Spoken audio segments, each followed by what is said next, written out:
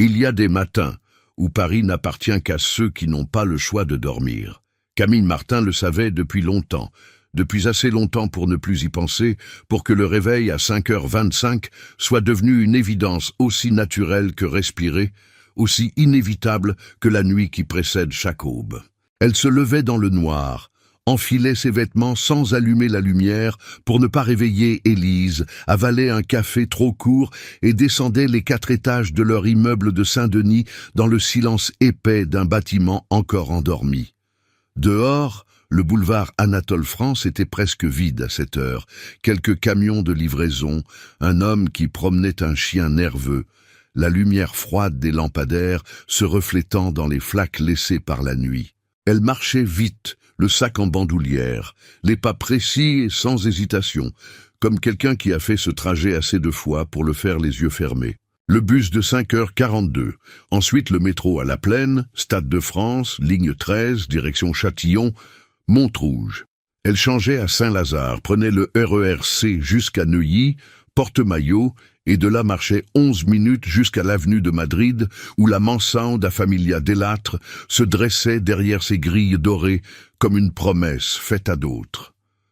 Ce trajet durait 1h06 exactement dans les bons jours, 1h22 dans les mauvais. Camille n'avait pas de bons ou de mauvais jours pour ce trajet. Elle avait des jours où le métro était à l'heure et des jours où il ne l'était pas.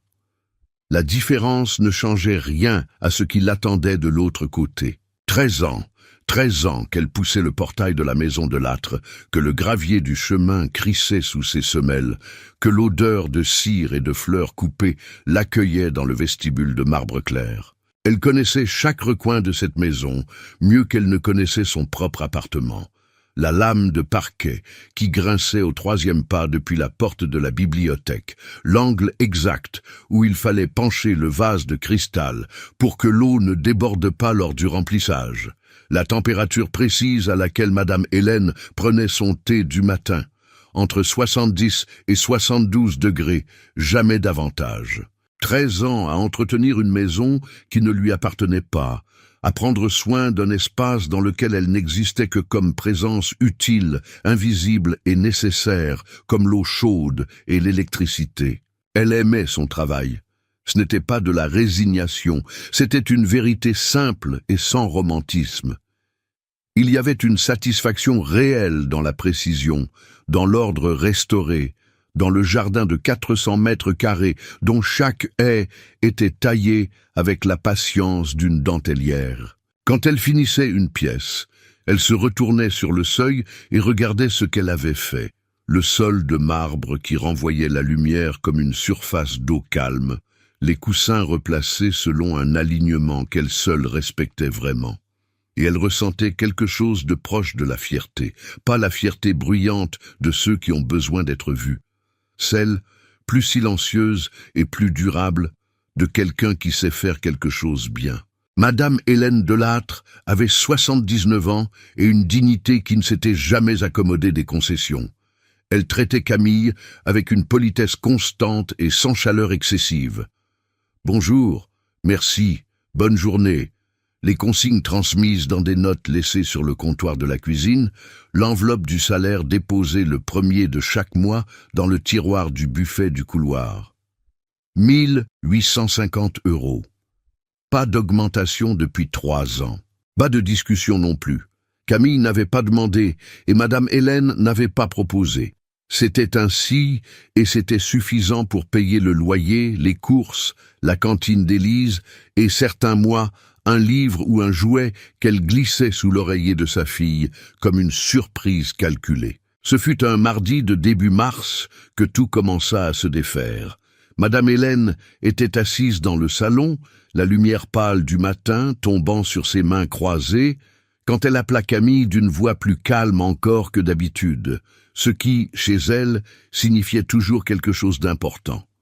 Elle lui expliqua sans détour et sans s'appesantir que sa santé ne lui permettait plus d'entretenir la maison, que sa fille à Lyon l'attendait depuis des mois et que la propriété était vendue. 30 jours de préavis, les références les meilleures possibles et les démarches administratives déjà engagées. Elle dit tout cela avec la sécheresse tranquille de quelqu'un qui a réfléchi longuement à la façon d'annoncer une mauvaise nouvelle et a choisi la clarté comme forme de respect. Camille hocha la tête.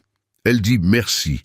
Elle retourna dans la cuisine et s'appuya un instant contre l'évier, les deux mains à plat sur le granit froid, les yeux sur le jardin par la fenêtre. Le prunier en fond de parcelle avait commencé à fleurir, des petites étoiles blanches qui tremblaient dans le vent de mars avec une légèreté indécente compte tenu des circonstances. Elle ne pleura pas. Elle n'en avait pas le luxe, pas à cette heure, pas ici. Elle rangea ses émotions dans l'endroit où elle rangeait toutes les choses qu'elle ne pouvait pas se permettre de ressentir pendant les heures de travail. Et elle finit de préparer le déjeuner de Madame Hélène avec le même soin qu'un autre jour ordinaire. Ce n'était pas la première crise. 2 ans et 9 mois plus tôt, un mercredi soir de juin, un camion avait grillé un feu rouge sur le périphérique et percuté la voiture de Fabien. Son mari avait 38 ans, travaillait comme technicien de maintenance pour une société de transport, rentrait d'une journée normale. L'accident avait été brutal et sans survivant côté conducteur. Élise avait 7 ans. Camille en avait 32. Elle avait pris le deuil, les démarches, les formulaires, l'organisation des obsèques, l'explication à donner à une enfant de 7 ans sur l'absence définitive de son père. Elle avait pris tout cela et l'avait traversé debout, parce que tomber n'était pas une option quand on est seul, avec une petite fille qui vous regarde pour comprendre comment le monde fonctionne quand il se casse. Alors 30 jours de préavis, c'était une crise d'une autre nature, moins déchirante, mais tout aussi urgente dans sa mécanique concrète. Elle appela l'agence dès le lendemain matin, depuis l'arrêt de bus, dans le vent froid. La conseillère lui parla de plusieurs postes disponibles, des délais, des procédures. 3 jours plus tard, un dossier arriva par mail. Une résidence en cours de rénovation dans le 16e arrondissement, rue de la Faisanderie. Un hôtel particulier de 600 mètres carrés, récemment acquis par un propriétaire venant de rentrer des États-Unis. Le profil recherché était précis. Expérience confirmée, autonomie, discrétion, disponibilité immédiate. Le salaire proposé était de 2 300 € net, soit 450 € de plus que ce qu'elle touchait chez les Delattre. Elle répondit au dossier sans enthousiasme particulier, mais sans réticence non plus. L'entretien eut lieu le jeudi suivant, dans une maison encore pleine de l'odeur de peinture fraîche et du bruit lointain d'un ouvrier finissant un carrelage au premier étage. Elle fut reçue par un assistant au nom de Mathieu, jeune homme d'une 30aine d'années, costume anthracite, regard organisé et sourire professionnel, qui lui expliqua que son employeur venait de San Francisco, qu'il était encore en décalage horaire, qu'il ne serait pas disponible pour les entretiens ce jour-là. Il lui posa les questions d'usage, nota ses réponses, lui fit signer un contrat standard en 2 exemplaires, et lui indiqua qu'elle pouvait commencer le lundi suivant à 7 heures. Elle prit son exemplaire du contrat, le rangea dans son sac et remercia Mathieu d'une voix polie. En sortant sur le trottoir de la rue de la Faisanderie, elle s'arrêta une seconde à regarder la façade de pierre dorée, les fenêtres hautes, le portail en fer forgé que quelqu'un avait repeint en noir récemment. On voyait encore les traces du pinceau dans les coins. Elle n'avait toujours pas vu son futur employeur. Cela ne lui parut pas significatif. Elle avait besoin d'un emploi, pas d'une rencontre. Le lundi arriva avec la pluie fine et persistante que Paris réserve à mars comme une mauvaise habitude. Camille était en uniforme bleu clair, celui qu'elle lavait et repassait elle-même le dimanche soir, le col impeccable, les manches à la bonne longueur, et elle se présenta à 7 heures précises. La maison sentait encore le plâtre et la cire neuve, mais les pièces du rez-de-chaussée avaient déjà une organisation visible. Mobilier sobre, bibliothèque à moitié remplie, une cuisine équipée qui donnait sur un jardin intérieur encore nu. Mathieu l'accueillit, lui fit le tour rapide des espaces et des consignes, lui indiqua que le propriétaire dormait encore, décalage horaire, et qu'elle pouvait commencer par les couloirs du second étage. Elle commença par les couloirs du second étage. Les sols étaient en chêne, anciens, récemment poncés et huilés, le genre de bois qui absorbe la lumière du matin plutôt que de la renvoyer. Elle travaillait avec méthode, le chiffon en microfibre, les mouvements longs et réguliers, son attention divisée entre la surface du sol et la liste mentale des tâches de la matinée. Elle n'entendit pas les pas dans l'escalier avant qu'ils ne soient déjà proches. Une démarche régulière, sans hésitation, qui ne cherchait pas à être silencieuse, mais ne faisait pas non plus de bruit superflu. Elle leva les yeux par réflexe et vit un homme déboucher du palier. Il avait 37 ans environ. Elle le saurait plus tard avec précision. Mais à ce moment-là, c'était une impression, une lecture rapide des lignes du visage, des épaules légèrement plus larges que la camiseta blanche ne les soulignait. Les cheveux courts, gris aux tempes d'une façon qui semblait plus biologique qu'acquise par le temps. Une barbe de quelques jours, ni soignée, ni négligée. Il montait l'escalier sans regarder autour de lui, les yeux orientés vers quelque chose que seule sa tête contenait, une réunion à préparer peut-être, ou simplement la liste de la journée. « Bonjour, monsieur, » dit-elle, et elle baissa la tête légèrement en reprenant son travail. Il s'arrêta. Pas le genre d'arrêt de quelqu'un qui a oublié quelque chose, pas le genre de pause de quelqu'un qui cherche ses mots. Un arrêt complet et inhabituellement long. 4 secondes que Camille compta sans le vouloir, parce que le silence avait changé de densité, et qu'on remarque ce genre de choses quand on a l'habitude de lire les silences dans les maisons des autres. Elle releva les yeux, parce que ne pas le faire aurait été plus étrange encore. Elle vit un visage qu'elle ne reconnut pas. Des traits qui avaient été recomposés par 15 ans, l'angle de la mâchoire plus affirmé, les yeux castagneaux, avec quelque chose de plus pesant dedans que ce qu'elle ne savait pas encore lui avoir connu. Elle chercha et ne trouva rien. Un inconnu, son employeur visiblement. Elle attendit. « Bonjour », dit-il enfin avec une voix ferme, sans affectation. Et il continua vers le couloir du fond, en direction du bureau, sans autre mot. Les jours qui suivirent s'installèrent dans un rythme particulier, celui des espaces partagés par 2 personnes qui ne se parlent pas vraiment, mais qui apprennent à reconnaître la présence de l'autre dans la géographie d'une maison. Camille arrivait à 7 heures, commençait par la cuisine, passait aux pièces communes, montait au second en fin de matinée. Antoine Moreau, elle avait appris son nom complet sur le contrat, sans y attacher autre chose qu'une information pratique, descendait vers 8h moins le quart, prenait un café qu'il préparait lui-même dans la cuisine avec une machine à expresso italienne qu'il avait apparemment apportée des États-Unis dans ses bagages personnels et montait au bureau où il restait des heures. Parfois, elle l'entendait parler au téléphone en anglais, la voix basse et concentrée, le ton de quelqu'un qui ne répète pas 2 fois la même chose. Parfois, la maison était silencieuse pendant si longtemps qu'elle se demandait s'il était encore là. Et puis un bruit de chaise, un pas, un robinet ouvert et fermé au second étage lui confirmait sa présence. Il ne l'interpellait jamais sans raison. Il ne lui posait pas de questions sur son travail, ne commentait pas ce qu'elle faisait bien ou moins bien, ne laissait pas traîner les remarques inutiles que certains employeurs déposaient sur les employés comme des petits poids imperceptibles. Il disait bonjour le matin, bonsoir si elle était encore là quand il quittait son bureau en fin d'après-midi, et merci quand elle lui signalait quelque chose. Une livraison arrivée, un message déposé, un problème dans la plomberie du rez-de-chaussée. Ce merci avait une qualité particulière, ni trop court ni trop long, la forme exacte d'un remerciement qui signifie ce qu'il dit et rien de plus.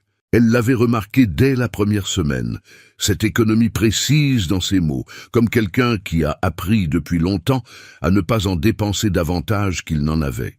Mathieu, en revanche, parlait pour 2. Il passait à la maison 3 fois par semaine, avec des dossiers, des colis, un agenda qu'il consultait avec la fébrilité douce de quelqu'un dont la valeur professionnelle était mesurée à la densité des rendez-vous qu'il organisait.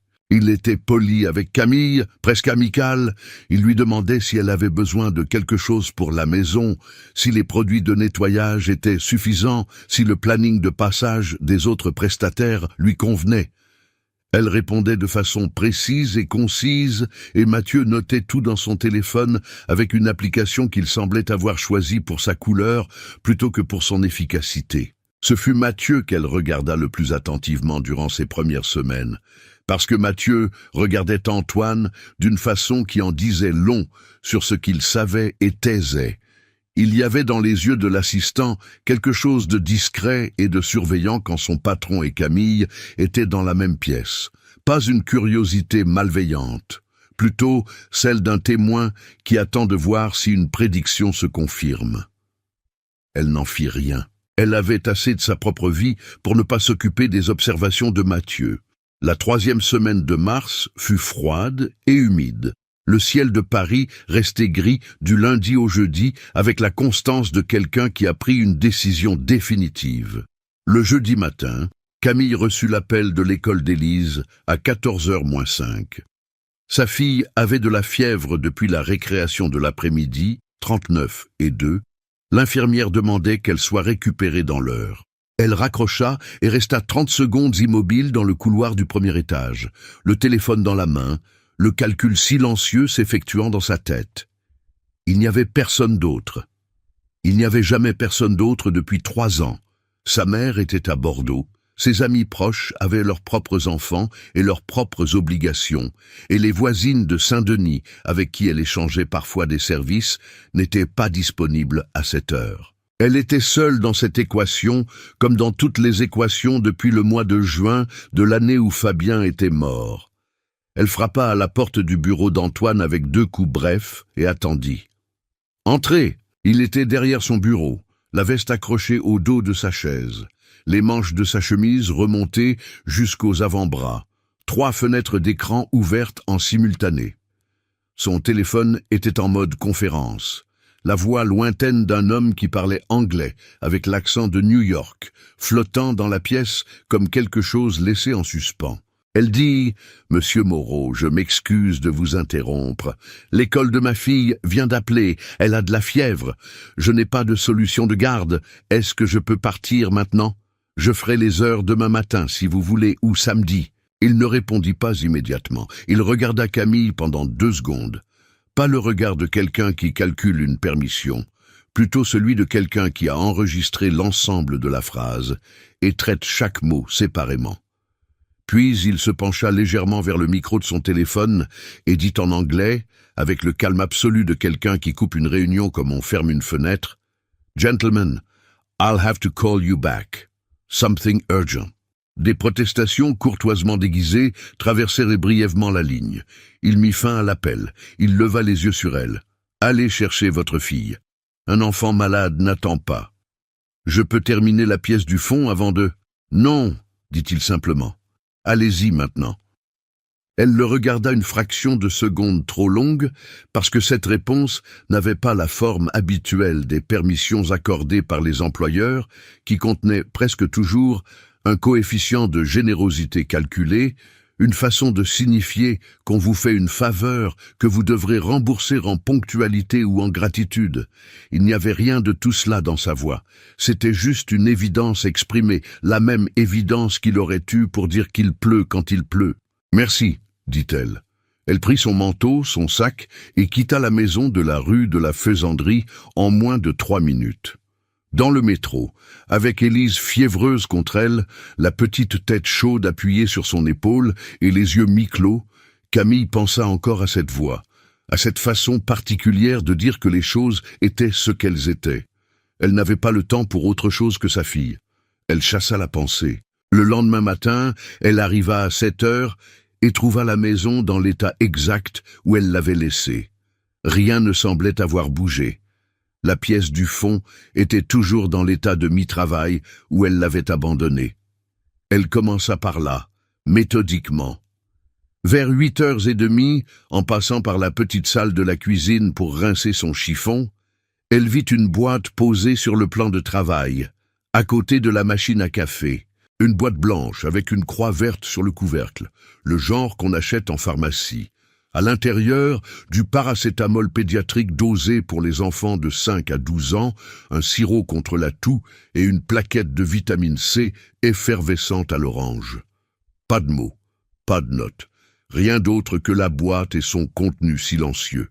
Elle la prit dans ses mains, la retourna, la posa, la reprit. Elle monta au bureau du second étage et frappa. Entrez. Il était déjà au travail, ou peut-être n'avait-il pas vraiment arrêté depuis la veille. Il avait ce type de concentration qui ne semblait pas dépendre des heures. « C'est vous qui avez laissé ça dans la cuisine ?» Elle tendit la boîte. Il la regarda. « Oui, et j'apprécie l'attention, dit-elle. » Et sa voix avait la douceur précise de quelqu'un qui formule une politesse sans laisser de place à l'ambiguïté sur ce qui suit. « Mais je n'ai pas besoin de charité. Si vous voulez m'aider concrètement, il manque des heures supplémentaires sur mon dernier relevé, 3h30 du mois de mars. » Il ne cligna pas des yeux. « Je vais vérifier. Je peux vous envoyer mes notes si vous voulez. Ce ne sera pas nécessaire. » Il marqua une pause d'un quart de seconde. « Je ferai le virement demain matin. » Camille posa la boîte sur le bord de son bureau, un geste qui n'était pas agressif, mais qui était clair, et hocha la tête. « Merci. » Elle était presque à la porte quand il parla de nouveau, avec le même ton qu'il aurait eu pour commenter un rapport. « Comment va votre fille ?» Elle s'arrêta, se retourna légèrement. « Mieux, la fièvre est tombée cette nuit. » Il acquiesça. Rien d'autre. Elle reprit sa journée. Ce soir-là, seule dans le bureau que la rénovation avait doté de murs couleur crème et d'une odeur de peinture qui persistait encore dans les angles, Antoine Moreau resta longtemps immobile après avoir éteint ses écrans. La lumière de la rue filtrait à travers les persiennes, projetant des lignes obliques sur le sol de chêne. Il ouvrit le tiroir du bas de son bureau. Pas le tiroir des dossiers, pas celui des contrats en cours, mais un tiroir plus petit, plus profond, qu'il avait fermé à clé lors de son installation et dont il gardait la clé sur lui.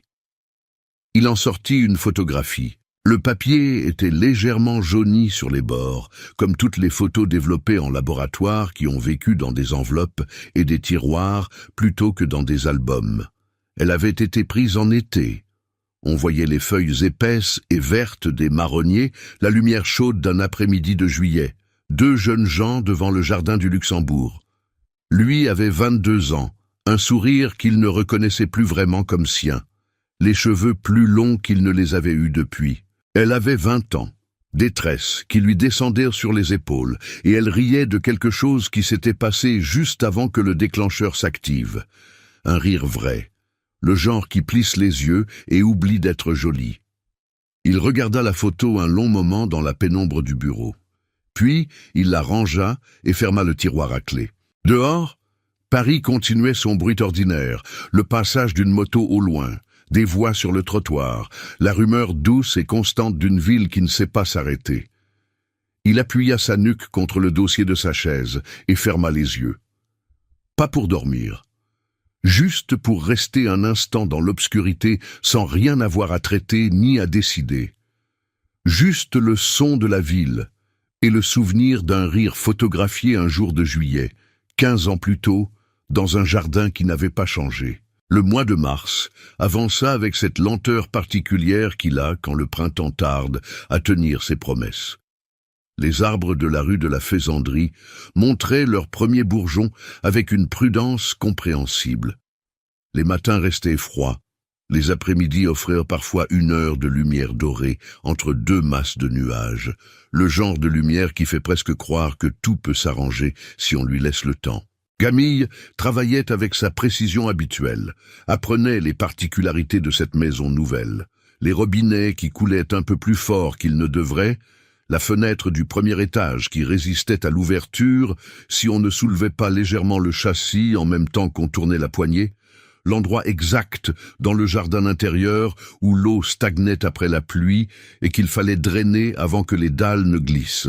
Elle avait commencé à connaître la maison. Ce qui était différent, c'était qu'elle avait aussi commencé, sans le décider, sans en avoir conscience, dans le moment précis où cela se produisait, à connaître les habitudes de son occupant. La façon dont il laissait sa tasse à café toujours au même endroit, légèrement à droite du bord du plan de travail, jamais dans l'évier. La façon dont il rangeait ses dossiers par ordre, non pas alphabétique mais chronologique, avec une rigueur qui supposait une mémoire précise des délais et des dates.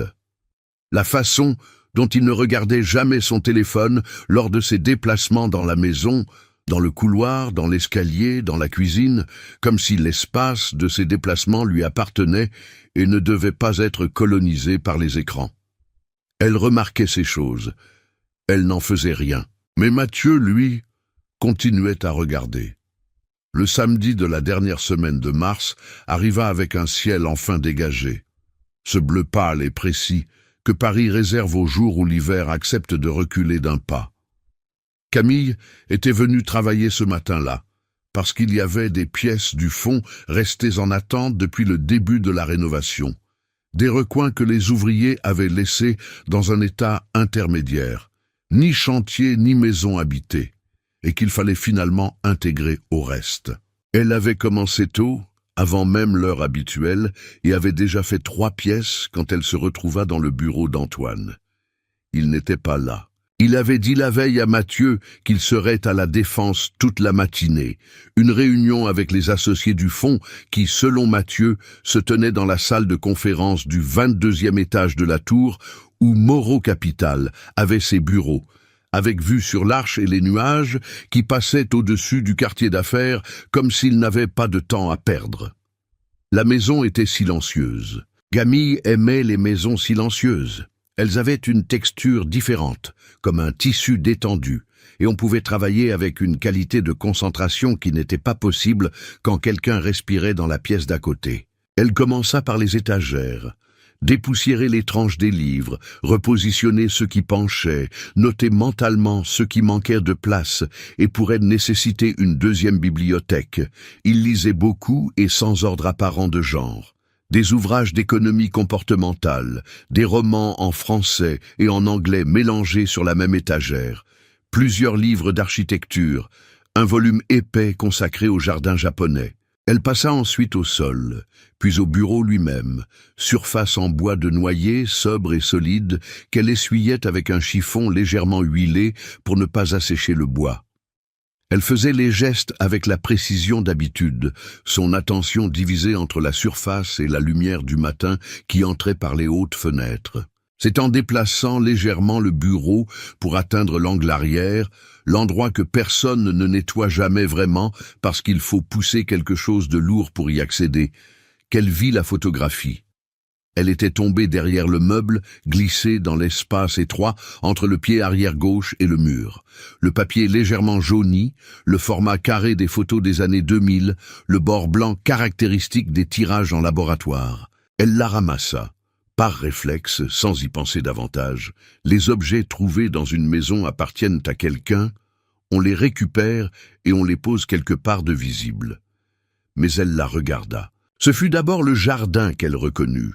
Les marronniers, la grille en fer forgé, l'allée de gravier derrière les 2 silhouettes, le jardin du Luxembourg, un jour d'été, la lumière à cet angle-là que seul l'après-midi de juillet produit sur la rive gauche. Puis la fille. Elle reconnut la fille dans un mouvement intérieur qui précéda toute pensée consciente, avant même que son cerveau ait le temps de formuler ce qu'elle voyait. Les tresses, le rire, la façon dont les épaules étaient orientées vers le garçon à côté d'elle, comme si le corps savait quelque chose, que les mots n'avaient pas encore traduit. La fille était elle. Elle avait 20 ans dans cette photo. Elle portait un t-shirt blanc et une jupe à fleurs qu'elle avait achetée au marché Saint-Pierre, et elle riait parce que quelqu'un, lui, le garçon à côté d'elle, venait de dire quelque chose d'absurde sur les pigeons du Luxembourg et leur comportement supposément aristocratique. Elle se souvenait de cet après-midi avec la précision étrange et arbitraire que la mémoire réserve à certains moments, comme si elle avait su qu'elle aurait besoin de le conserver intact. Ses yeux se déplacèrent sur le garçon. Il avait 22 ans sur cette photo, les cheveux plus longs, le visage sans barbe, un sourire qui était différent de celui qu'elle voyait maintenant dans ce bureau, plus léger, moins chargé de ce que les années mettent dans les traits d'un visage. Mais la structure était là, l'angle de la mâchoire, la façon dont les sourcils s'inclinaient légèrement vers l'intérieur quand il riait. les yeux castagneaux. Le sol sous ses pieds était le même sol. La lumière de Mars entrait toujours par les mêmes fenêtres, et pourtant l'espace du bureau avait changé de nature en quelques secondes. Comme une pièce vue à travers un prisme différent révèle des proportions qu'on n'avait pas mesurées. Elle était toujours immobile, la photo dans la main quand elle entendit le portail s'ouvrir sur la rue. Des pas dans l'escalier, réguliers, sans hésitation, les mêmes qu'elle reconnaissait depuis 3 semaines maintenant dans la géographie de cette maison. Antoine poussa la porte du bureau. Il la vit immédiatement, debout au milieu de la pièce, à côté du bureau légèrement déplacé, la photographie dans la main. Il s'arrêta sur le seuil. Quelque chose traversa son visage. Pas de la surprise, pas tout à fait. Plutôt la reconnaissance d'un moment qu'il avait peut-être imaginé dans une version ou dans une autre, et dont l'arrivée réelle avait une texture différente de toutes les versions imaginées. Il referma la porte derrière lui avec calme. Il marcha jusqu'au centre de la pièce, à 2 pas d'elle, et s'arrêta. Camille ne parlait pas. Elle le regarda. Elle le regarda vraiment pour la première fois depuis qu'elle travaillait dans cette maison, avec tous les filtres de la relation professionnelle retirés en quelques secondes par un rectangle de papier photographique. Elle cherchait dans ce visage adulte le visage de la photo. Et elle le trouvait pas comme on trouve quelque chose qu'on a perdu, mais comme on reconnaît quelque chose qu'on a cru oublier, et qui était simplement rangé ailleurs. « Antoine », dit-elle. Ce n'était pas une question. Il dit dans cette voix basse qui n'était pas un murmure, mais s'en approchait par la façon dont elle réduisait l'espace entre eux, « Je t'ai attendu 15 ans. » Camille recula d'un pas. Pas de peur, de besoin d'espace pour penser. Sa main qui tenait la photo ne tremblait pas, mais quelque chose dans sa poitrine avait changé de rythme. « Tu savais que c'était moi, » dit-elle, « depuis le début. » Ce n'était pas non plus une question. Il acquiesça. « Quand j'ai vu ton nom sur le dossier de l'agence, j'ai demandé à Mathieu de vérifier l'adresse. Saint-Denis, c'était toi. » Il parlait simplement, sans chercher à atténuer ce qu'il disait. « Je t'ai fait envoyer ici. » Intentionnellement. Quelque chose dans la poitrine de Camille se resserra et se libéra en même temps. 2 mouvements contradictoires qui produisaient un résultat impossible à nommer avec un seul mot. Elle regarda la photo une dernière fois puis la posa sur le bureau avec un geste net, pas violent mais définitif, comme on pose quelque chose dont on a besoin que les mains soient libres. « Tu es parti sans un mot, » dit-elle. Sa voix était calme. Pas le calme de quelqu'un qui contrôle, le calme de quelqu'un qui a eu 15 ans pour transformer une douleur en quelque chose de plus solide et de moins brûlant. Ta famille m'a regardé comme si je n'existais pas, comme si ce qui s'était passé entre nous n'était qu'un malentendu que tu avais eu la mauvaise idée de laisser durer trop longtemps. Il ne l'interrompit pas. Et maintenant, tu penses que tu peux me faire revenir dans ta maison, Antoine, où je nettoie tes sols et je passe ton linge, et appeler ça attendre? La colère et les larmes arrivèrent ensemble, comme elles arrivent toujours quand on a retenu les 2 trop longtemps et que quelque chose cède. Pas des sanglots, des larmes qui coulaient avec la même retenue que sa voix, comme si même son corps avait appris à ne pas se permettre trop d'espace pour la douleur. Elle les laissa sans les essuyer, parce qu'il n'y avait personne ici à qui elle devait paraître forte. Antoine ne fit pas un geste vers elle. Il n'avança pas, ne tendit pas la main, ne dit rien de ce que les hommes disent dans ces moments-là quand ils veulent que les larmes s'arrêtent parce qu'elles les mettent mal à l'aise. Il resta à sa place et la laissa finir. Puis il dit « Tu as raison. » 2 mots. Ni justification, ni explication immédiate. Juste la reconnaissance de ce qu'elle venait de dire comme quelque chose de vrai. « Tu as raison surtout, » continua-t-il. « Ce que ma famille a fait, ce que j'ai laissé ma famille faire, était lâche et blessant, et je n'ai pas d'argument pour le défendre. J'avais 22 ans, et je n'ai pas été à la hauteur de ce que j'aurais dû être. » Camille l'écoutait.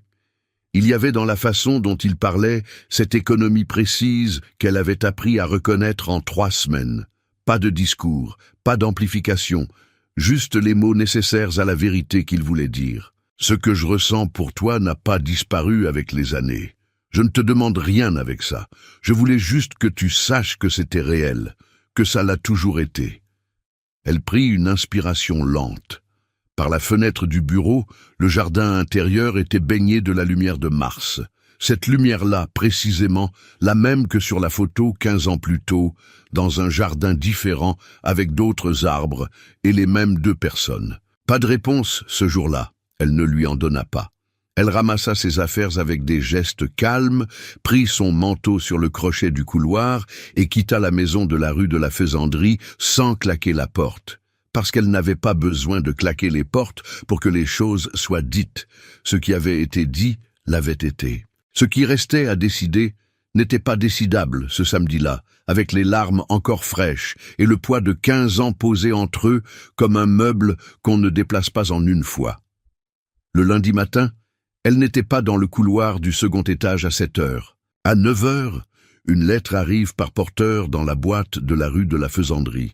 Camille avait imprimé le document sur le papier de la bibliothèque du quartier. Elle n'avait pas d'imprimante chez elle. Et l'avait mis dans une enveloppe Kraft avec son nom et son adresse dans le coin supérieur gauche. À l'intérieur, une lettre de démission formelle, rédigée en termes corrects et complets, invoquant une incompatibilité avec les conditions de la mission, avec un préavis de 2 semaines qu'elle proposait de ne pas effectuer si l'employeur l'acceptait. Elle avait relu la lettre 3 fois dimanche soir, assise à la table de la cuisine de son appartement de Saint-Denis, pendant qu'Élise dormait, pour s'assurer que chaque mot était juste, ni trop froid, ni trop expliqué, la forme exacte d'un document qui dit ce qu'il dit et ne demande pas à être interprété. Elle avait besoin d'un emploi, pas d'une histoire. Elle avait besoin de loyer payé, de cantine payée, de certitude.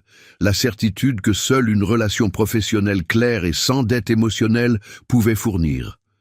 Ce qu'Antoine avait mis en place, cette construction silencieuse, ce choix délibéré de la faire venir dans sa maison sans lui dire qui il était, n'était pas de l'amour. C'était peut-être de la culpabilité habillée en sentiment, c'était peut-être sincère et quand même injuste. Les 2 choses pouvaient être vraies en même temps, et elles l'étaient.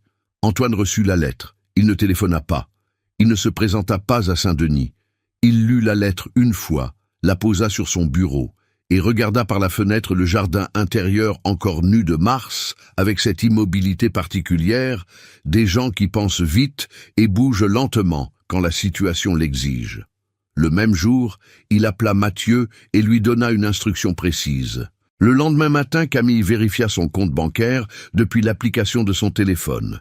Dans le bus, entre Saint-Denis et la station de métro, avec la lumière blanche et fatiguée d'un écran de téléphone dans la lumière grise du matin. Un virement de 6 900 € avait été effectué à 23h42 la veille. Le libellé indiquait « Indemnité volontaire de rupture anticipée, 3 mois de salaire, Moreau A ». Elle regarda la somme pendant un long moment. Dehors, le bus s'arrêtait à un feu rouge devant une boulangerie qui venait d'ouvrir. Les lumières chaudes à l'intérieur, un homme en tablier blanc qui arrangeait les baguettes dans le présentoir de la vitrine avec des gestes précis et répétés. Elle pensa à Élise, elle pensa au loyer, elle pensa à la façon dont la générosité peut être une forme de pouvoir quand elle arrive sans avoir été demandée. Elle fit le virement inverse dans la foulée, depuis la même application, avec le même montant exact, le même libellé modifié d'un mot, « Retour d'indemnité, Camille Martin ». Elle glissa le téléphone dans sa poche et regarda la boulangerie passer derrière la vitre du bus. 2 jours passèrent, dans le silence de 2 personnes qui ne se parlent pas mais qui pensent l'une à l'autre avec une régularité qu'aucune des 2 ne chercherait à admettre. Camille avait repris contact avec l'agence, mis son dossier à jour, accepté 2 remplacements ponctuels dans des familles du 8e arrondissement pour maintenir un revenu pendant la recherche. Elle travaillait avec la même précision qu'ailleurs, rentrait à Saint-Denis, faisait le dîner d'Élise, aidait aux devoirs de CE2 avec cette patience particulière des mères seules qui ont appris à être 2 personnes à la fois, celle qui est fatiguée et celle qui ne le montre pas. Le mercredi, Élise lui demanda pourquoi elle n'allait plus dans la grande maison. Camille dit que c'était terminé, qu'elle cherchait un autre endroit, que ce n'était pas grave. Élise hocha la tête avec la gravité des enfants de 10 ans qui comprennent plus qu'on ne leur dit et choisissent de ne pas poser les questions qui feraient de la peine. Elle demanda si elle pourrait aller au parc le week-end.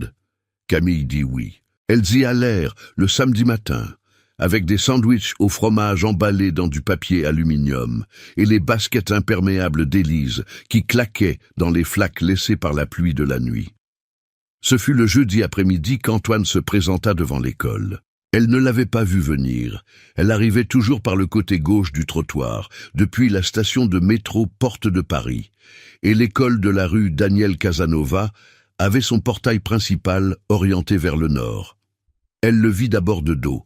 Un homme seul, les mains dans les poches d'un manteau sombre, debout sur le trottoir d'en face, à distance raisonnable du portail comme quelqu'un qui a réfléchi à l'endroit précis où se placer pour ne pas sembler menaçant.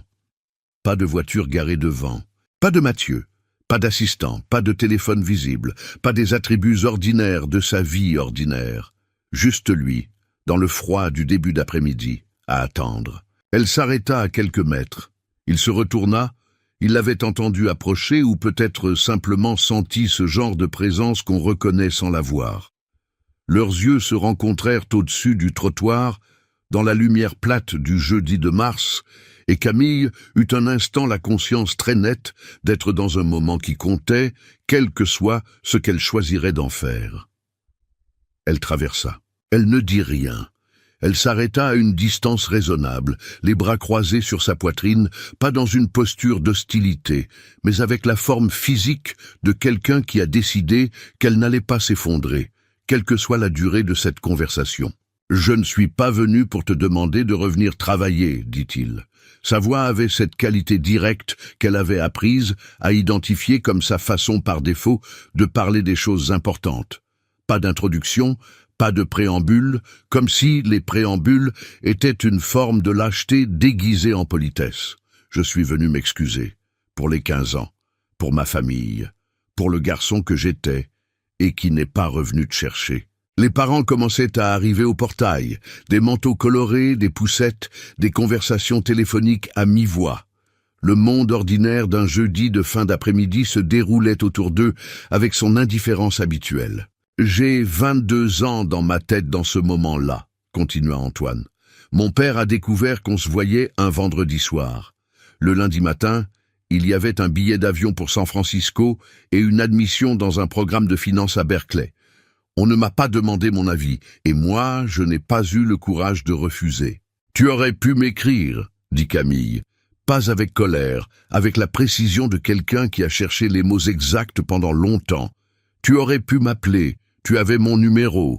Pendant des mois, j'ai pensé qu'il m'était arrivé quelque chose, que tu avais eu un accident, que tu étais malade. Et puis, j'ai compris que non, que tu étais simplement parti. » Il ne détourna pas les yeux. « Je sais, tu sais, » répéta-t-elle. Il y avait quelque chose dans ces deux mots, la façon dont elle les redit avec ce léger écart entre reconnaître et comprendre, qui signifiait que savoir n'était pas suffisant, mais qu'elle l'entendait quand même. « Ce qui s'est passé entre nous était réel, » dit-il. « Je ne te demande pas de me croire tout de suite. Je ne te demande pas de pardonner maintenant. Je voulais juste que tu saches que le garçon de cette photo ne t'avait pas oublié, qu'il n'a jamais prétendu que ça n'avait pas existé. » Le portail de l'école s'ouvrit avec le bruit métallique habituel.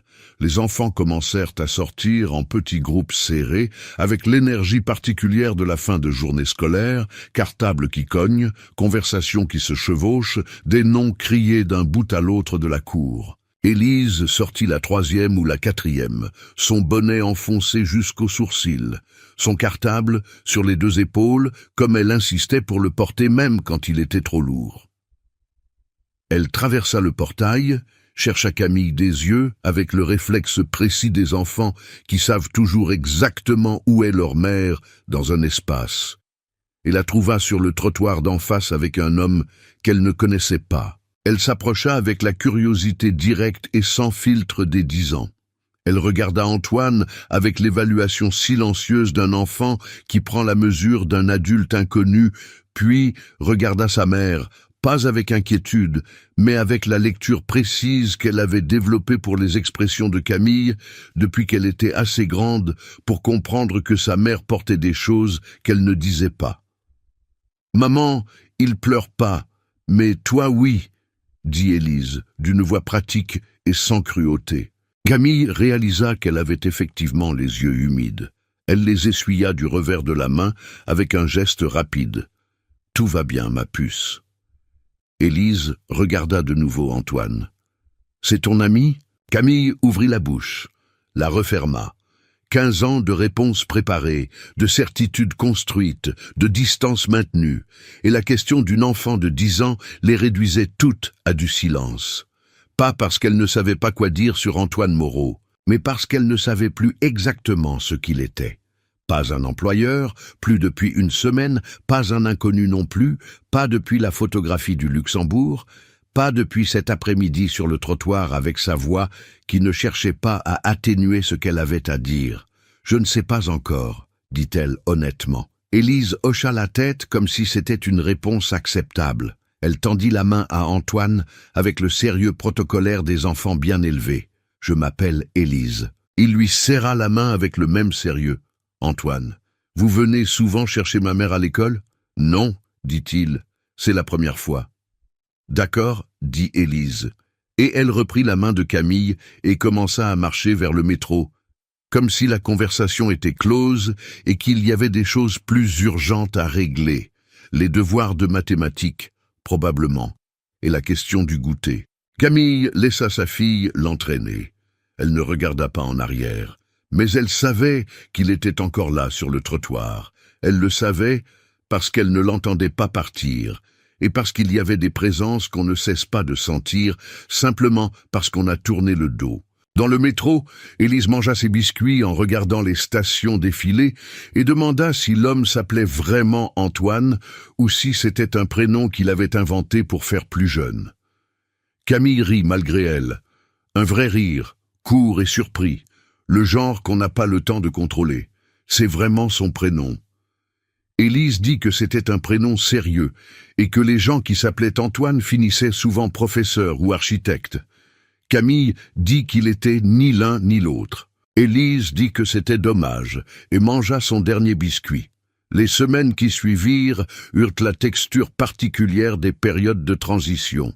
Ces moments où rien n'est encore décidé mais où tout se reconfigure lentement. Comme une lumière qui change d'angle sans qu'on puisse désigner le moment précis où elle a bougé. Camille trouva un nouveau poste dans une famille de Neuilly-sur-Seine.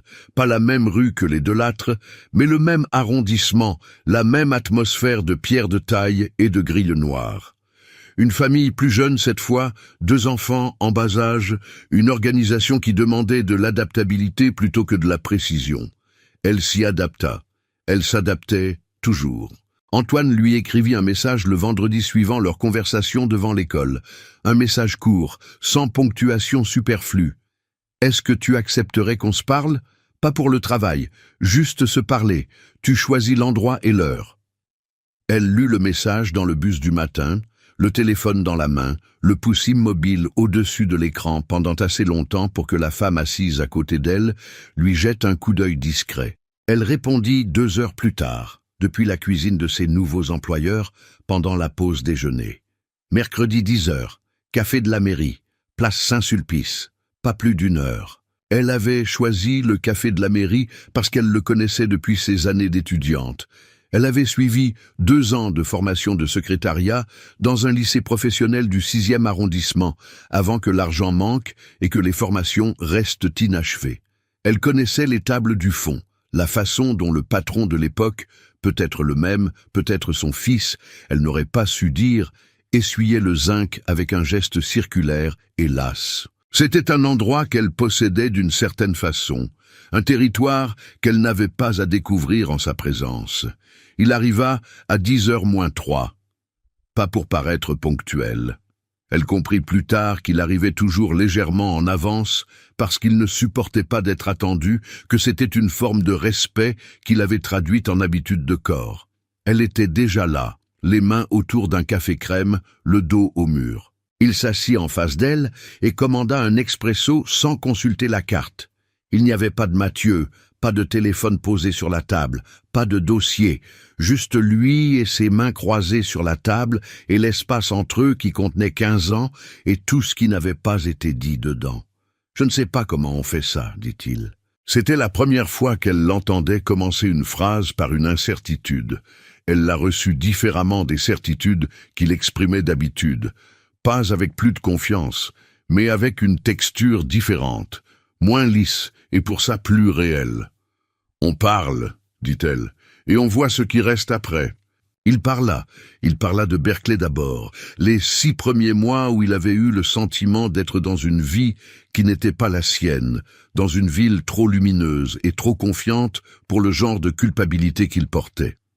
Les cours de finance qu'il avait suivis mécaniquement pendant 1 semestre avant de comprendre qu'il pouvait soit continuer à exécuter le programme que son père avait décidé pour lui, soit construire quelque chose qui lui appartienne. À 23 ans, il avait rompu avec sa famille, pas dans un éclat de colère, mais dans une conversation de 2 heures avec son père où il avait exposé, sans élever la voix, les raisons précises pour lesquelles il ne pouvait plus fonctionner dans le cadre éthique de la gestion de patrimoine familial. Son père avait dit qu'il était ingrat. Antoine avait dit qu'il était cohérent.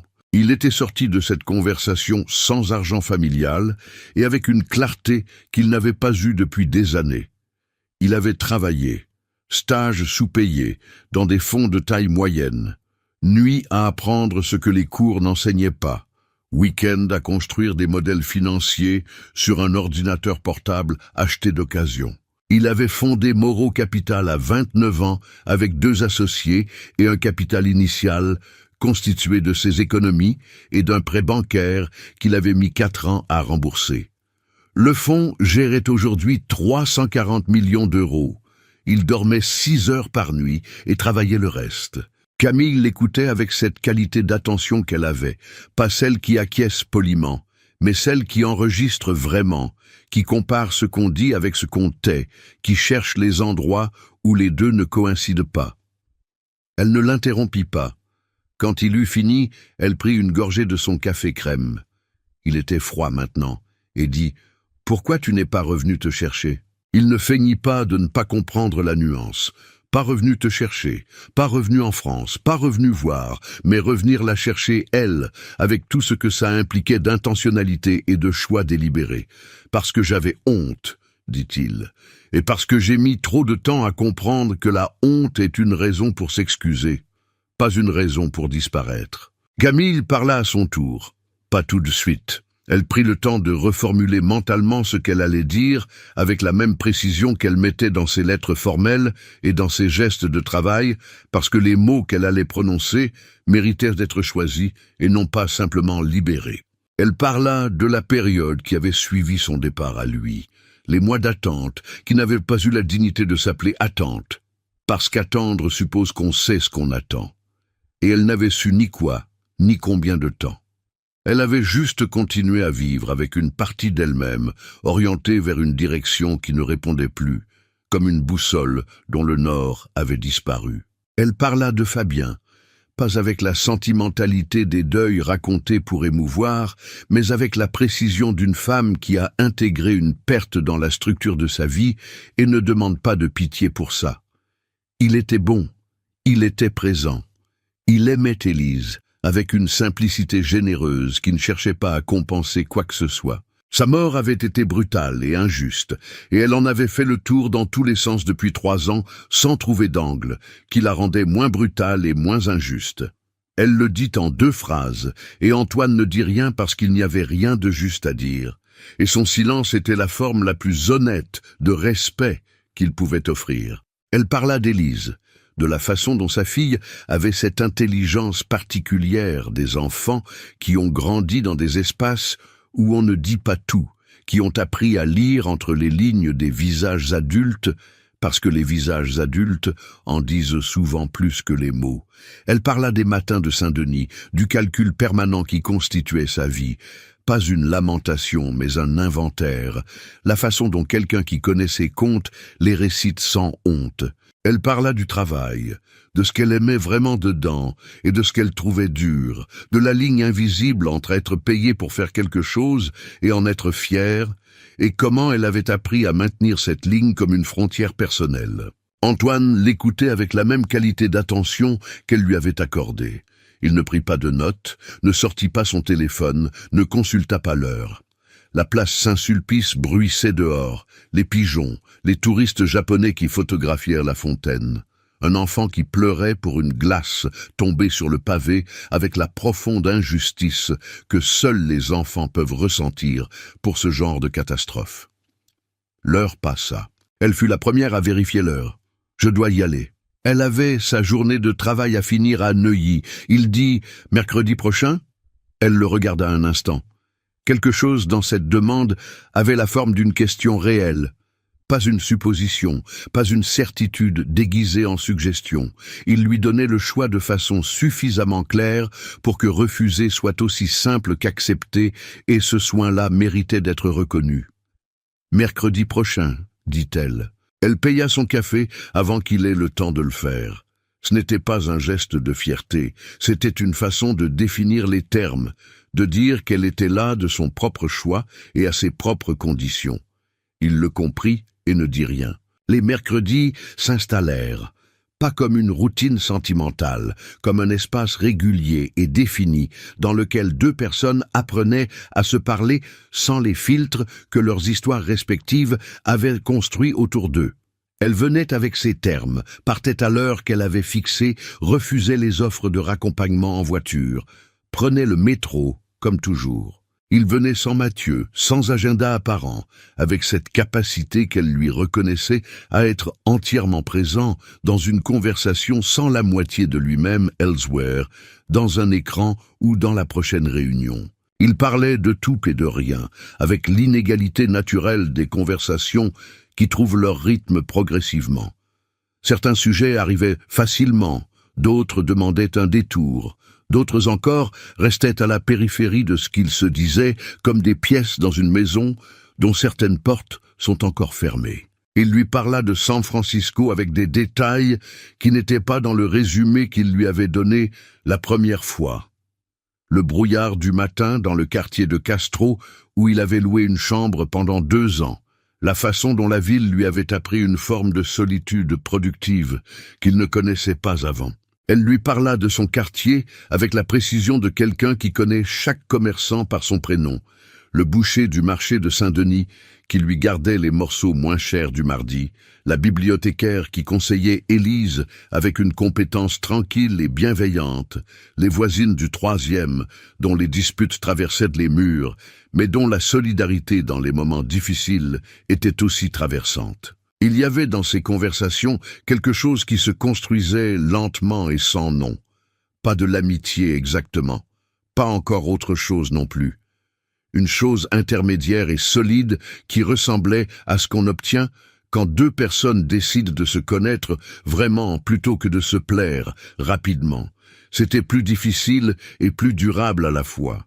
Un mercredi de la 2e semaine d'avril, 6 semaines après leur première conversation au café de la mairie, Antoine arriva avec une enveloppe Kraft posée à plat sur la table devant lui, qu'il poussa vers elle sans préambule, après qu'ils eurent commandé. « Lis ça avant que je t'explique quoi que ce soit, » dit-il. Elle l'ouvrit. À l'intérieur, un document de 7 pages, pas manuscrit, pas envoyé par mail, tapé et imprimé avec des en-têtes propres et une pagination sobre. Le titre, sur la première page, disait simplement « Proposition de partenariat opérationnel, Moreau Service à domicile ». Elle lut. Elle lisait vite et bien, une habitude construite dans les bibliothèques des années d'études interrompues, maintenue depuis dans les contrats qu'elle vérifiait elle-même plutôt que de les signer sans comprendre. Elle prit 10 minutes pour lire les 7 pages. Il but son expresso et attendit sans l'observer. Le projet était précis et sérieux. une société de services à domicile professionnalisée, ménage, garde d'enfants, aide à la personne, avec une structure juridique formelle, des contrats de travail CDI pour toutes les employés, une mutuelle complémentaire, des sessions de formation qualifiantes financées par l'entreprise. Le capital de départ était apporté par Moreau Capital. Le salaire du poste de gestionnaire opérationnel était de 5 200 € mensuels, avec participation aux bénéfices. Il y avait un organigramme, une projection sur 18 mois, une description de poste en 3 pages qui correspondait exactement à ce qu'elle savait faire et à plusieurs choses qu'elle n'avait jamais eu l'occasion de faire, mais qui n'étaient pas hors de portée. Elle posa le document sur la table. « Tu me l'as construit autour de moi », dit-elle. « Non, dit-il. Il le dit simplement, sans défense excessive. J'y pensais depuis 2 ans. Il manquait quelqu'un qui sache vraiment de quoi il parle. Tu sais de quoi tu parles. Et si je dis non, alors je cherche quelqu'un d'autre, et le projet avance quand même.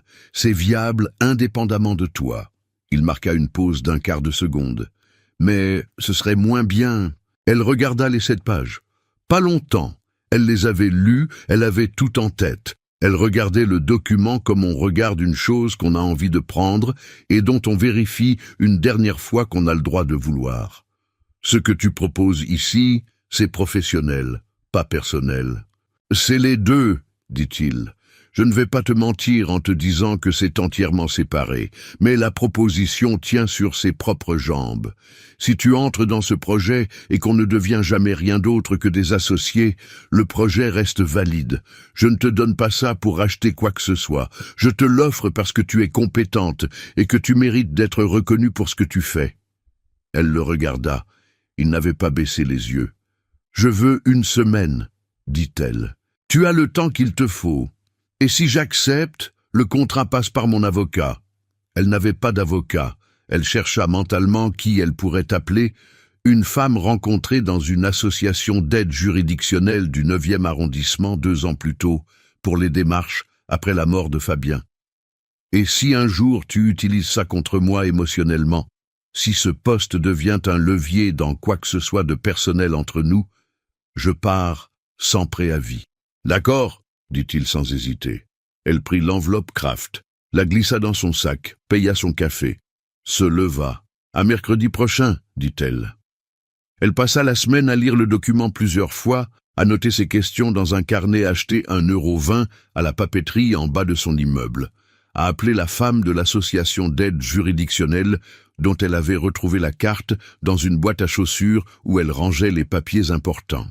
L'avocate, Maître Cécile Fontaine, spécialisée en droit du travail et droit des contrats, reçut le document par mail et rappela Camille 2 jours plus tard, avec une liste de 15 points à négocier ou clarifier, dont 3 qu'elle qualifiait de non négociables. Camille les nota tous et rappela Antoine le vendredi soir. « Mon avocate a 15 points, dit-elle. Il dit « Envoyez-les-moi, je les lis ce soir. » Le lundi matin, il avait répondu à chaque point par écrit, en détail, avec des modifications de contrat pour 12 d'entre eux et 2 contre-propositions sur les 3 dits non négociables. Maître Fontaine lut les réponses et dit à Camille que son interlocuteur connaissait le droit des contrats, qu'il ne bluffait pas sur les modifications acceptées et que les 2 contre-propositions étaient honnêtes. Le 3e point non négociable fut négocié en 30 minutes lors d'un appel à 3, Camille, Maître Fontaine et l'avocat d'Antoine, et aboutit à une formulation qui satisfaisait les 2 parties. Le mercredi suivant, au café de la mairie, Camille dit « J'accepte ». Antoine acquiesça. Il n'avait pas l'expression de quelqu'un qui a gagné quelque chose. Il avait l'expression de quelqu'un qui a reçu quelque chose qu'il n'était pas certain de mériter et qui en prend la responsabilité. Les contrats de toutes les employées passent par la même avocate pour vérification, dit Camille. Pas juste le mien. C'était déjà prévu, dit-il. Elle prit son café crème. Il prit son expresso. La place Saint-Sulpice bruissait dans la lumière d'avril. Les marronniers avaient leurs feuilles maintenant, larges et vertes, et la fontaine des 4 évêques envoyait son bruit d'eau constant dans l'air du matin comme une note de fond qui durait depuis toujours. Ils parlèrent de la structure opérationnelle, des premières recrues, des formations à mettre en place. Ils parlèrent pendant 2 heures. Elle ne vérifia pas l'heure une seule fois. Moreau Services à domicile fut enregistré au registre du commerce le 2e lundi de mai. Les premières annonces de recrutement parurent la semaine suivante. Des annonces rédigées avec une précision que Camille avait insisté pour superviser elle-même, parce que les mots d'une offre d'emploi dans ce secteur disaient souvent, entre les lignes, comment l'employeur considérait ceux qu'il cherchait à embaucher. Elle voulait des annonces qui disaient « Vous avez de la valeur », pas « Nous cherchons quelqu'un de discret et disponible ». La différence était immense. Elle la connaissait des 2 côtés. En 6 semaines, 47 femmes signèrent leur contrat CDI. La moitié avait travaillé des années en situation précaire, sans mutuelle, sans protection contre les ruptures arbitraires. Quelques-unes pleurèrent en lisant les termes de leur contrat. Pas de tristesse, mais de ce soulagement particulier que produit la reconnaissance formelle qu'on mérite ce qu'on fait. Camille gérait l'opération depuis un bureau de Boulogne-Billancourt, un espace sobre avec des fenêtres qui donnaient sur une rue tranquille et des plantes en terre cuite que ses nouvelles collègues avaient apportées sans se concerter, comme si elles avaient su instinctivement qu'un bureau avec des plantes est un bureau où on peut rester. Élise intégra une école privée sous contrat en septembre avec une bourse intégrale rattachée au programme social de l'entreprise. Pas une faveur personnelle d'Antoine, une politique d'entreprise appliquée à l'ensemble des employés avec des enfants scolarisables. Camille avait insisté sur ce point lors des négociations et Antoine ne l'avait pas contesté une seconde. Le premier matin d'école, Élise portait un cartable neuf rouge et avait l'air sérieux des enfants qui comprennent que quelque chose a changé sans pouvoir en nommer tous les termes. Dans le métro du retour, Camille s'autorisa un moment les yeux fermés. Pas pour dormir, juste pour rester dans le silence d'un matin qui avait l'air différent des autres. L'été arriva sur Paris avec cette générosité particulière qu'il a les années où il décide vraiment de se montrer. Les terrasses envahies dès 17 heures, les jardins publics transformés en territoire de pique-nique improvisé, l'air qui garde la chaleur jusqu'à tard dans la soirée, avec la complaisance d'une ville qui sait être belle et n'en fait pas mystère. Camille travaillait depuis 3 mois dans le bureau de Boulogne-Billancourt et la structure de ses journées avait changé de nature. Plus de trajets en uniforme dans les maisons des autres, plus de calculs silencieux entre les tâches et les heures. Mais un autre type de précision, celle de la gestion, des plannings, des appels téléphoniques, avec des familles qui cherchaient une employée et des employés qui cherchaient une famille, et la nécessité de faire correspondre les deux avec assez de soin pour que personne ne soit simplement un numéro dans un fichier. Elle était bonne dans ce travail, pas parce qu'il ressemblait à ce qu'elle avait fait avant, mais parce qu'elle connaissait les 2 côtés de la relation avec une précision que personne d'autre dans ce bureau n'avait. Elle savait ce que ça faisait d'arriver dans une maison inconnue un lundi matin avec un contrat signé la semaine précédente et un employeur qu'on n'avait pas encore vu. Elle savait ce que ça faisait d'être remerciée avec politesse et sans chaleur, d'être invisible dans les espaces qu'on entretient, de porter la dignité du travail bien fait sans que personne autour de vous ne le nomme. Cette connaissance-là n'était pas dans un manuel et n'était pas enseignable en formation, elle était dans le corps, dans la mémoire des matins et des trajets et des silences de maison qui appartiennent aux autres. Les 47 employés lui faisaient confiance d'une façon qu'elle n'avait pas anticipée. Pas la confiance de l'employé envers l'employeur. Celle-là, elle la connaissait, avec ses nuances de dépendance et de gratitude calculée.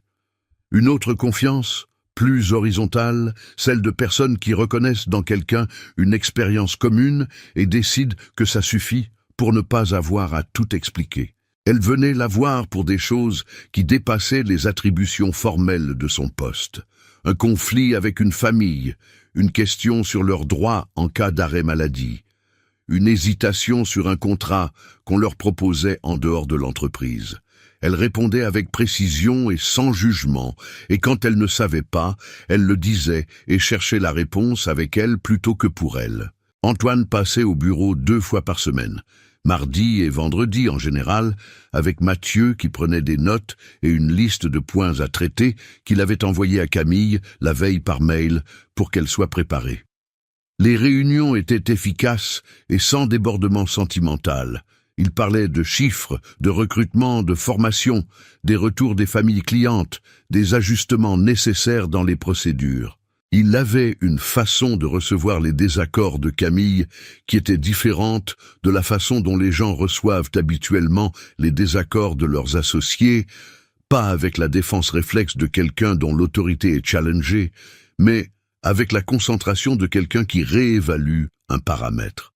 Elle avait eu raison plusieurs fois et il l'avait dit clairement devant Mathieu, sans atténuation.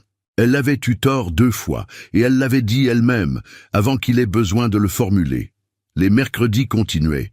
Ils avaient regardé la cafétéria de Montparnasse, pas par sentimentalisme, mais parce que c'était pratique et qu'ils avaient leurs habitudes à une table du fond.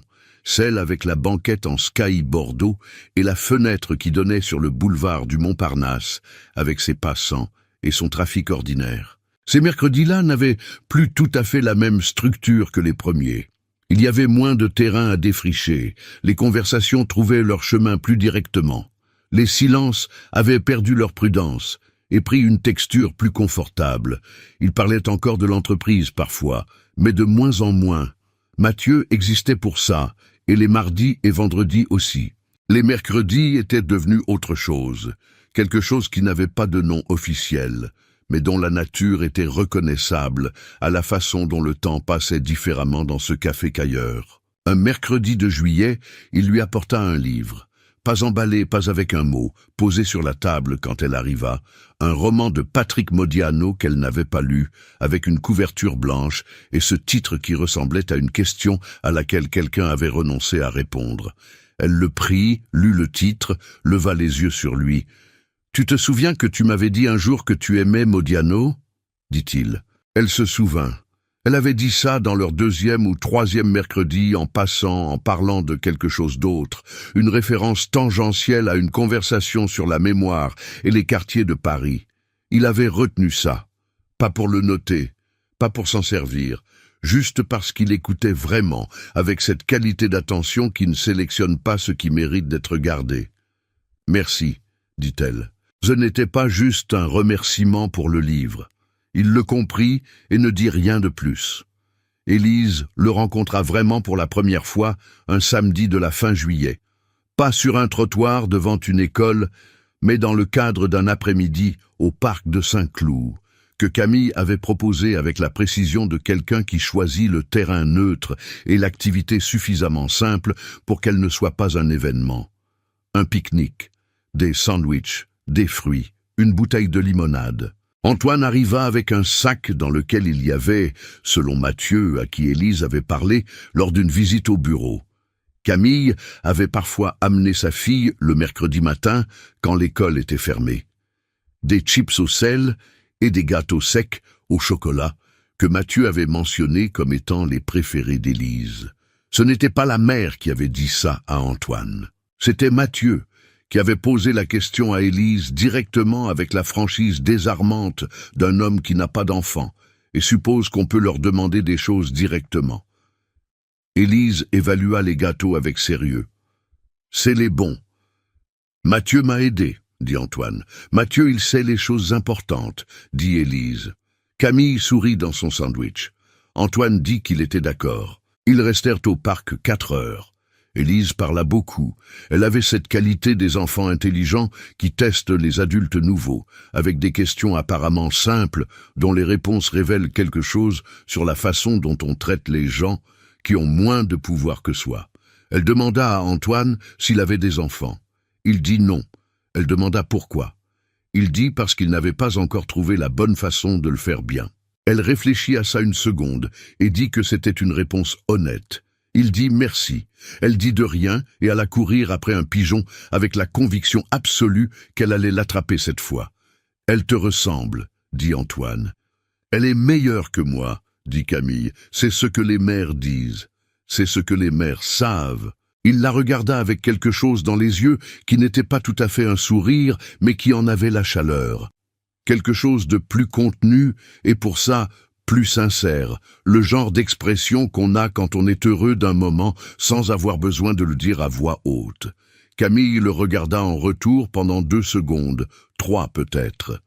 La lumière de juillet filtrait à travers les feuillages, avec cette densité dorée des après-midi d'été qui semble ne jamais vouloir finir. Elle ne détourna pas les yeux, pas de déclaration ce jour-là, pas de geste qui aurait changé la nature de ce qu'ils étaient.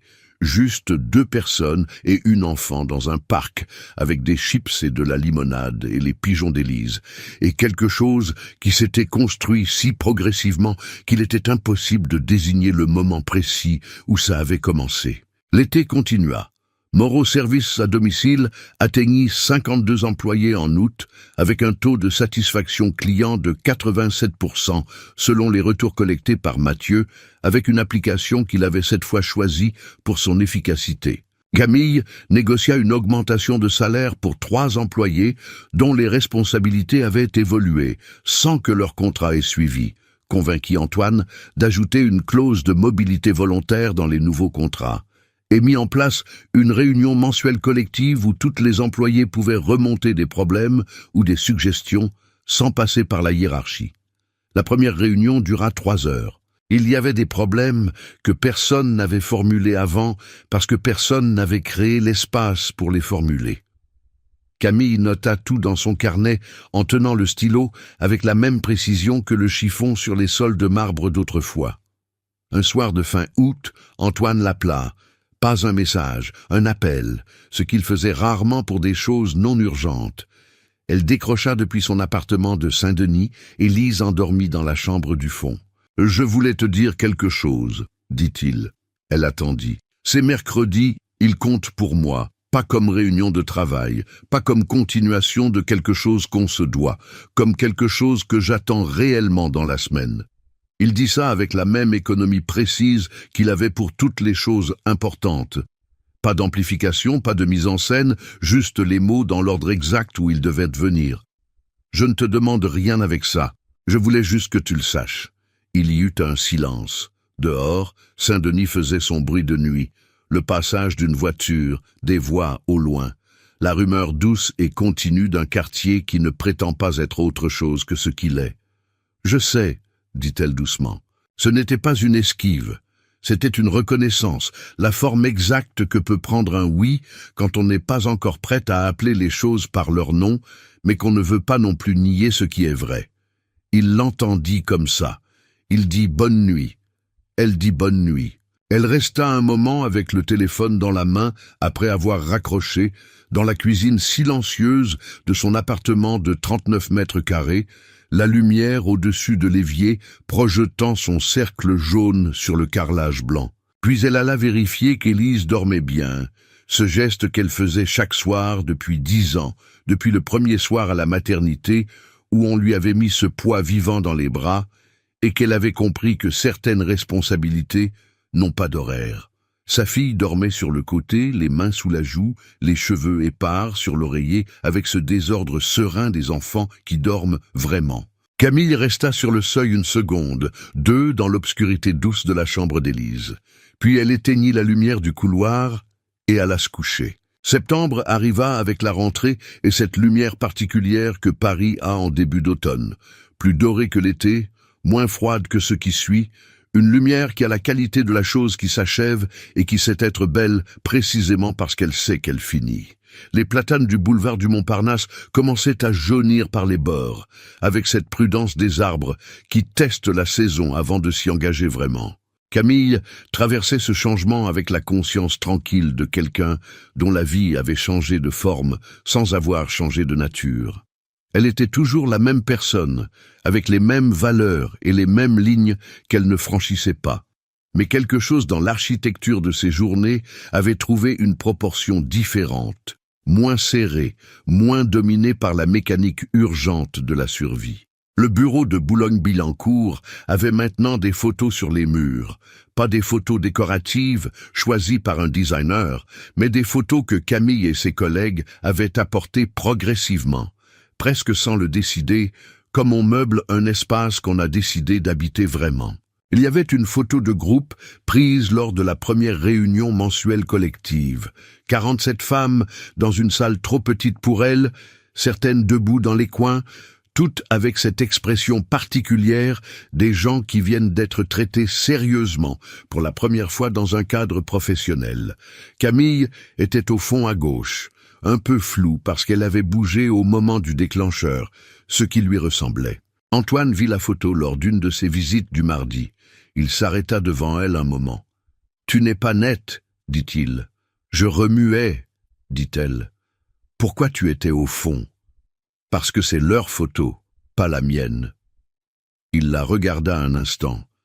Pas avec admiration exactement, mais avec cette expression qu'il avait parfois quand elle disait quelque chose qui confirmait quelque chose qu'il savait déjà d'elle sans l'avoir formulé. Il ne dit rien de plus, et ils passèrent au point de la réunion. Les mercredis de septembre eurent une qualité différente de ceux du printemps. Pas différente dans la structure, même café, même table, même limonade pour elle et expresso pour lui, même heure d'arrivée respective. Différente dans ce qui se passait entre les mots, dans les intervalles des conversations, dans la façon dont les silences avaient complètement cessé d'être prudents pour devenir simplement des silences. Des espaces dans lesquels on peut rester sans avoir besoin de les remplir parce qu'on est à l'aise dans la présence de l'autre. Un mercredi du milieu du mois, il lui parla de sa mère. Il n'en avait jamais parlé, ni lors des premières semaines à Paris, ni dans les récits de San Francisco, ni dans aucune des conversations qui avaient défriché le terrain entre eux. Sa mère était morte quand il avait 26 ans. D'un cancer diagnostiqué tard, dans un hôpital de Lyon où elle s'était installée après la séparation de ses parents. Il avait appris sa maladie par un appel de sa sœur à San Francisco, était rentré pour les dernières semaines, était reparti après l'enterrement sans remettre les pieds dans la maison familiale de Passy. Ce n'était pas une histoire racontée pour émouvoir, c'était une information livrée avec la même économie précise qu'il mettait dans toutes les choses importantes, comme s'il avait décidé que cette conversation était le bon moment et qu'il n'y avait pas de raison de l'habiller autrement que comme elle était. Camille l'écoutait. Elle pensait à la mère d'Antoine qu'elle avait connue brièvement, 15 ans plus tôt, une femme silencieuse et lointaine qui traversait les pièces de la maison de Passy avec une façon de ne pas se poser quelque part, comme si elle était de passage même chez elle. Elle n'avait jamais su si cette femme avait été informée du renvoi d'Antoine aux États-Unis, si elle avait participé à la décision ou simplement accepté ce que son mari avait décrété. Elle ne posa pas la question. Il y avait des choses qu'on n'avait plus besoin de démêler après 15 ans, pas parce qu'elles n'avaient pas eu lieu, mais parce que leur résolution n'ajouterait rien à ce qui existait maintenant. « Tu lui as parlé, de moi, avant qu'elle parte ?» demanda-t-elle. Il réfléchit. « Oui, une fois, dans l'hôpital, 2 jours avant la fin. » Il prit son expresso, le reposa sans le boire. Elle m'a dit qu'elle était désolée pour comment les choses s'étaient passées. Pas en détail. Juste ça. Camille hocha la tête. Elle ne dit pas que c'était suffisant, parce que peut-être que ça ne l'était pas, et elle ne dit pas que ça ne l'était pas non plus, parce que la morte méritait la même complexité que les vivants. Elle dit « ça comptait quand même ». Il la regarda. Oui, octobre arriva. Moreau, serviceuse à domicile, eut ses 6 premiers mois d'existence formelle, et Antoine organisa ce qu'il appela dans le mail à Camille une réunion de bilan, et ce que Mathieu appela dans le couloir une petite fête mais sans le dire à Camille, parce qu'elle dira que c'est trop. C'étaient les deux. Il y avait des chiffres projetés sur un écran dans la salle de réunion de Boulogne-Billancourt, et il y avait aussi des petits fours et une bouteille de champagne que Mathieu avait cachée dans le bureau du fond et sorti avec un timing qu'il avait visiblement répété. Les 52 employés présentes rirent de la cache. Mathieu prit ça comme un succès. Camille tint le bilan avec la précision de quelqu'un qui croit à la clarté des chiffres, parce que les chiffres ne flattent pas et ne minimisent pas. Ils disent ce qui est. 52 contrats CDI, Taux de satisfaction client 89% sur les 6 mois. 0 rupture contractuelle non consentie. 3 formations qualifiantes déjà complétées par 17 employés. Un partenariat en cours de négociation avec une mutuelle qui permettrait d'améliorer la couverture complémentaire de 15%. Elle présenta tout ça debout devant le tableau blanc, avec son carnet à la main, dans le bureau trop petit qui sentait le café et les plantes en terre cuite. Quand elle eut fini, il y eut un silence, le genre de silence qui précède quelque chose de collectif. Puis quelqu'un applaudit.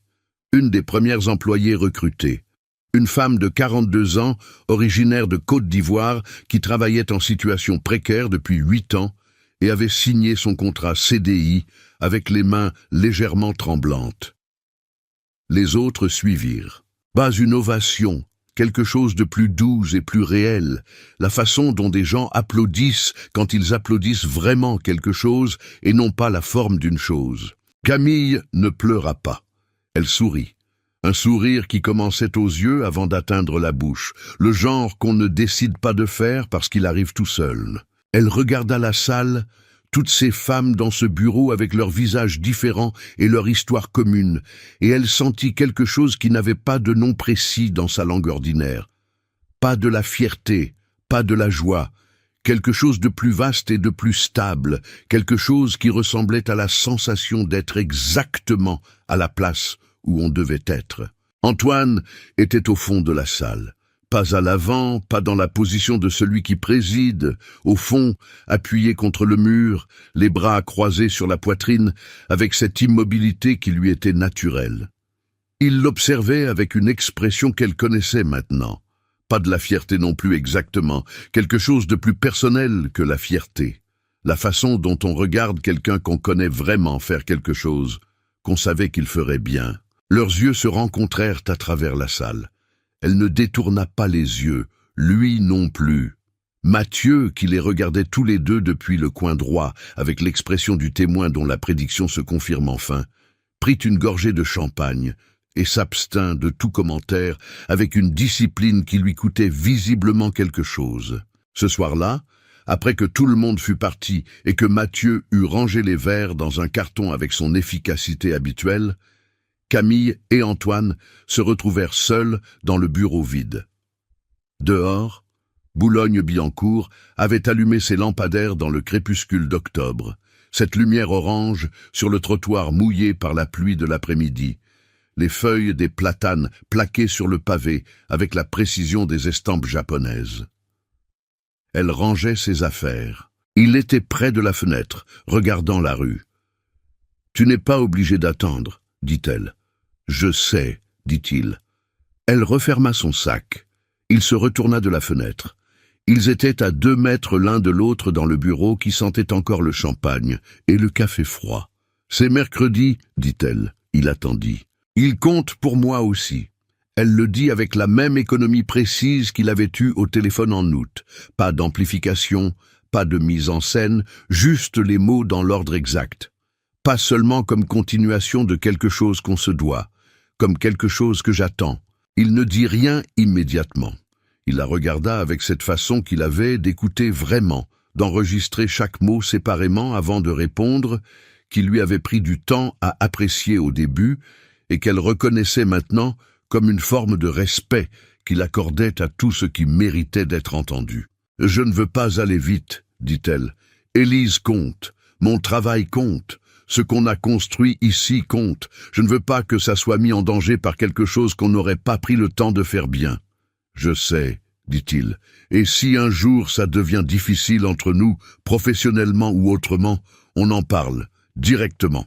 Pas par Mathieu, pas par mail. » « D'accord. » Elle le regarda. Il ne souriait pas.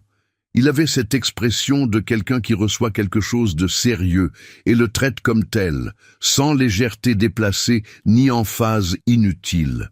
Elle pensa que c'était peut-être ça, au fond, ce qu'elle avait appris à reconnaître en lui au cours de ces mois. Non pas qu'il était parfait, non pas qu'il n'avait pas fait de mal, mais qu'il traitait les choses importantes avec le poids qu'elles méritaient, qu'il n'esquivait pas. Que quand il disait quelque chose, Il le pensait avec la même précision que celle qu'il mettait dans ses contrats et ses modèles financiers, et peut-être davantage. « D'accord, » dit-elle à son tour. Ils sortirent ensemble du bureau. Elle ferma la porte à clé. Ils marchèrent côte à côte jusqu'au coin de la rue, où leurs chemins se séparaient, lui vers son chauffeur garé plus loin, elle vers la station de métro du pont de Saint-Cloud. L'air d'octobre avait cette fraîcheur sèche et propre qui nettoie la ville après l'été. Les feuilles sous leurs pas faisaient le bruit qu'elles font toujours en octobre, ce bruit d'archives froissées, le son de quelque chose qui a fini une saison et s'y résigne avec une grâce que les humains n'ont pas toujours. Au coin de la rue, avant qu'elle ne tourne vers la station, il mit sa main sur la sienne, pas pour la retenir, juste une seconde, le temps d'un contact qui dit quelque chose que les mots n'ont pas besoin de redire. Sa main était chaude dans le froid d'octobre. Elle la laissa une seconde, deux, puis reprit son chemin avec un sourire de côté qu'il ne vit qu'à moitié parce qu'elle avait déjà tourné. Dans le métro, assise entre deux inconnus avec son sac sur les genoux et le bruit des rails sous ses pieds, Camille Martin, 35 ans, gestionnaire opérationnel, mère d'Élise, femme qui s'était construite sur du concret et du travail et du refus tranquille de se laisser réduire à moins que ce qu'elle était, ferma les yeux un instant et pensa à rien de particulier.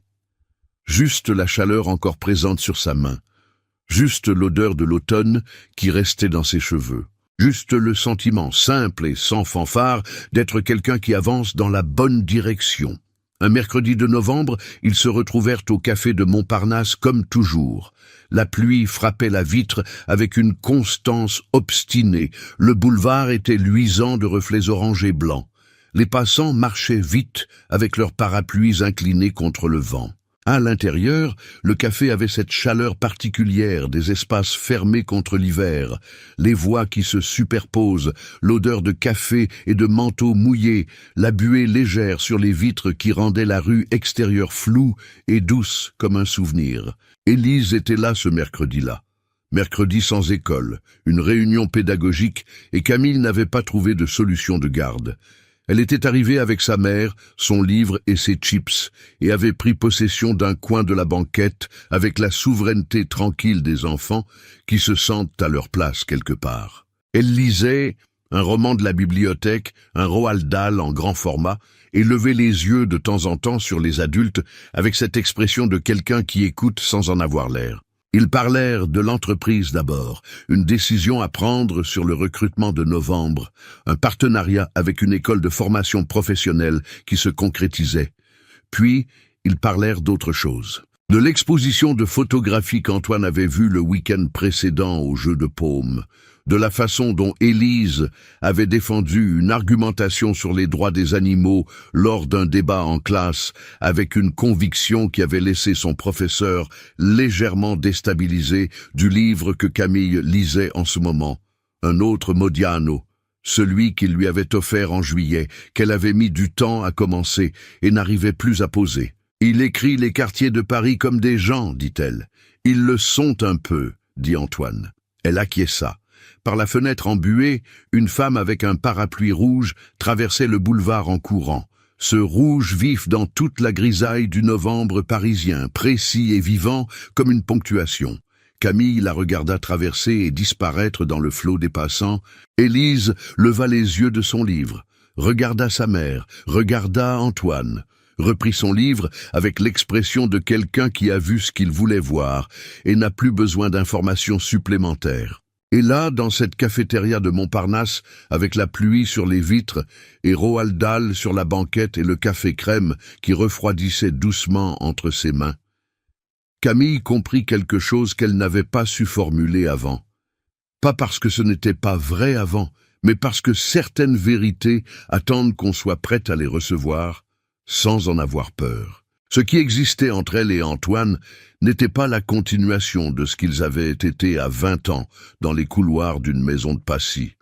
C'était quelque chose de nouveau, construit sur les mêmes personnes, mais avec toutes les années entre les deux, les pertes et les erreurs, et les choses qu'on fait seul quand il n'y a personne d'autre, et qui vous transforment d'une façon que personne d'autre ne peut faire à votre place. Ce n'était pas un clin d'œil au passé, c'était le présent, entier et imparfait et réel, Et là, dans cette cafétéria ordinaire d'un mercredi de novembre, avec sa fille qui lisait à côté d'elle et cet homme en face d'elle qui tenait son expresso à deux mains, comme il faisait toujours quand il réfléchissait, Camille Martin permit quelque chose qu'elle s'était refusé depuis longtemps. Non pas l'espoir exactement. Elle avait toujours eu de l'espoir, mais quelque chose de plus doux et de plus vulnérable que l'espoir. La permission d'être heureuse maintenant, pas plus tard, pas quand tout serait sûr, pas quand toutes les conditions seraient réunies. Maintenant, dans ce café, avec la pluie et le café crème et les chips d'Élise, et cet homme qui l'avait attendu à sa façon imparfaite et ne le nierait jamais. Ce n'était pas la richesse des appartements de Neuilly-sur-Seine, ni celle des fonds d'investissement de la Défense. Ce n'était pas la sécurité absolue, ni la vie sans calcul. C'était ça, cette table, cette lumière, cette présence choisie librement et à ses propres conditions. Cet enfant qui grandissait avec la certitude tranquille d'être vu et aimé. Ce travail qui avait un sens et le nom de 52 femmes derrière lui. C'était la chaleur d'une main sur la sienne dans le froid d'octobre. C'était un livre de Modiano posé sur une table sans un mot. C'était un homme qui disait les choses importantes avec précision et sans détour, et qui n'esquivait pas quand c'était difficile. C'était assez, c'était tout, c'était réel. Et ça, pour Camille, valait tous les matins à 5h25. Tous les trajets dans le bus de Saint-Denis, toutes les années à tenir debout, quand tenir debout était la seule option disponible. Parce que tout cela l'avait mené là, pas à une destination de conte de fées, mais à quelque chose de mieux, à une vie qui lui appartenait vraiment.